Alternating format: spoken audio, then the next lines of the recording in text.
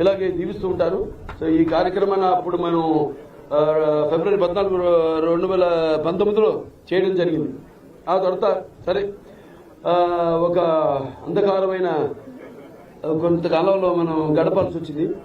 ఇక్కడ బేసిక్ అంటే మౌలిక సదుపాయాలు, కనీస మౌలిక సదుపాయాలు కూడా ఏమీ పట్టించుకోకుండా ప్రభుత్వం, ఆ తర్వాత ప్రభుత్వం నిర్లక్ష్యం చేయడం రాష్ట్రాన్ని. అలాగే ఇంత మంచి ఒక బ్రహ్మాండమైన హాస్పిటల్ ముందుకు వస్తే అసలు ఆరోగ్యం దేని గురించి కూడా ప్రజల గురించి పట్టించుకోకపోవడం వల్ల ఇలా ఆసుపత్రిని తాత్కాలికంగా ఆపాల్సి వచ్చింది. తర్వాత తిరిగి తెలుగుదేశం ప్రభుత్వం వచ్చింది.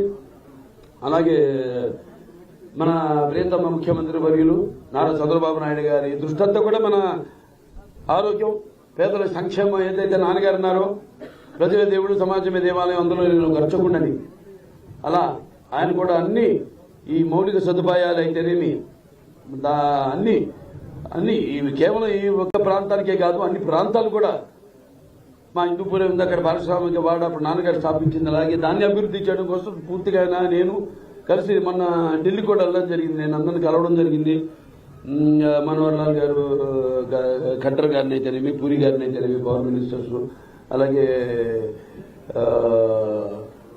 వీళ్ళందరినీ కలవడం.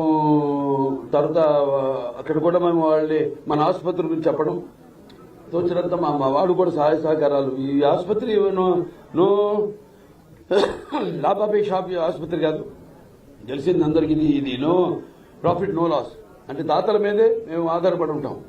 అలా నాకంటే ముందు పనిచేసిన వాళ్ళు ఎవరైతే చైర్మన్స్ ఉన్నారో, లేకపోతే బోర్డు మెంబర్స్ ఉన్నారో, ముఖ్యంగా కోడెల శివప్రసాద్ గారిని ఈ సందర్భంగా తలుచుకోవాలి. ఆయన మొట్టమొదటి ఫౌండర్ చైర్మన్ ఈ ఆసుపత్రికి. దాని తర్వాత వెంకటేశ్వర్లు గారు, కాకతీయ సిమెంట్స్ జిఎస్ఆర్ ప్రసాద్ గారు మామగారు, ఆయన ఇచ్చిన ఆర్థిక సహాయం. అలాగే రాఘవరావు గారు, ఆయన సత్యమణి గారు, పోలవరపు తులసి గారు, ఆవిడ మొట్టమొదటి ఎన్నో ఆర్థిక ఇబ్బందులు ఎదురయ్యి ఆసుపత్రి 10 ఏళ్లు పట్టింది పూర్తి అవడానికి ఆసుపత్రి. తర్వాత ప్రభుత్వ మారడం, రకరకాల ఇబ్బందులు. తర్వాత మళ్ళీ చంద్రబాబు నాయుడు గారు చొరవ తీసుకుని ఆయన ముఖ్యమంత్రి అయిన తర్వాత మన టాటా సూరబ్జీ ట్రస్ట్ నుంచి 7.5 కోట్లు, అలాగే